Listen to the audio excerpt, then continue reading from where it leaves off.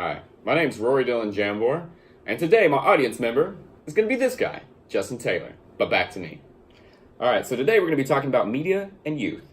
Now, I believe that this is an important topic because I'm going to try and argue that there might actually be more of an importance to guiding our children and guiding our youth through their use of media at an adolescent to early young adulthood stage in order to fully develop them in a way that might be more beneficial to them than they may know at the time. With that being said, the first topic and the first blogger that I heard talk about this was Pete Wilmerth. He's a blogger for RAND.org, which is a website that's dedicated to analysis and kind of looking over specific topics that are maybe seen as intriguing by the public. This, media, being a huge topic in the past recent years since its explosion and its saturation in such content, he said, you're not going to be able to keep your kids from seeing these things. And he's talking about violence, drugs, sex, all these things you see on TV nowadays. So you should start having conversations with them early on. I know a bunch of people are very skeptical about this. You don't want to be having, the talk about death, murder, and all that stuff at too young of an age with your child. But just know that there are going to be questions maybe that are arising at much, much earlier times in childhood than they have been in the past due to media. With that being said, the use of media is changing over the years. You cannot deny it. Most people don't read a newspaper. But cell phones, smartphones, smart technology is just the way of American consumerism right now. Influence is absolutely astronomically high, especially in our children. The next topic of understanding is that the increased psychosocial development, or Eric Erickson's theory of psychosocial development, according to ncib.gov, which is pretty much a government-ran website talking about youth and the adolescent effects that are being taken in today's world, it talks about how the development of the psychosocial scheme is actually developing at a quicker rate than it has in the past. So you're having children at a much younger age than technically their brain should be able to process, because of all these things that they're taking in at much earlier ages. So violence and negative things could actually impact the child's life later on. With that being said, through this exposure,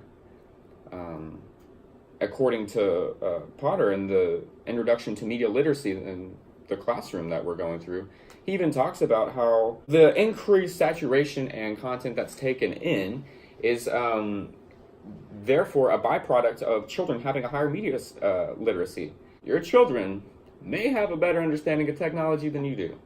So you need to make sure you're keeping up with it, because you need to be able to understand how to guide your kids growing up.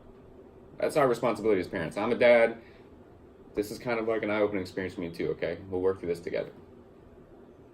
The next step I'm going to be talking about that's discussed in the textbook is the reality-fantasy continuum.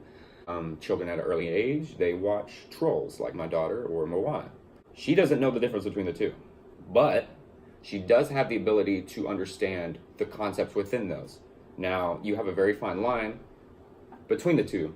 As you get older, that line is developed more and more boldly, but at a young age, it's probably, it's not really existent. Really, a cat's a cat, a dog's a dog. Navigation and access to media outlets is also increased. Think about it. You have more children with phones, iPads, 14 before I had my phone, okay? Even at that age, it wasn't a smartphone right off the bat. It was a flip phone, razor phone, right? T9, you remember that? How you had to press, a button 3 times to get the letter C? There's much more access and cheaper availability to smartphones and smart technology because of its availability, Understand that my point of children are developing at a higher rate than what they have in the past. They're increasing their content usage. They're increasing their exposure to media. They're actually producing their own content at a younger age. You know how many children YouTubers there are? Like, pretty successful. I mean, it's kind of wild. Their ability to influence others is, it's pretty powerful. So that's why I think it's important to guide your kids. That way you have an ability to have a positive influence on others around you. Okay? With that being said, thank you for watching this video. Click subscribe. But thank you for watching the video. You can turn on the notifications, subscribe down there at the bottom if you like. This will be going to the media and society class, so leave a comment down below if you're in the class and what you thought about the video. Let you know what I could improve, and we will see you next time. Just a nice shout out to my man Justin. You know, he's a great guy, and he really figured this whole audience thing out. See you next time, guys. Have me at the beginning of the blooper reel saying you should make a bloopers reel. Demand and rise and all that stuff for economies. Anyways, we'll probably edit that out. That's fine. As opposed to talking about gold watches at the bottom. What? What does gold watches have to do with anything? I don't know. You're so weird. Because I'm not trying to influence kids that there's more to life than driving a Lambo and having a gold watch. Like, influence.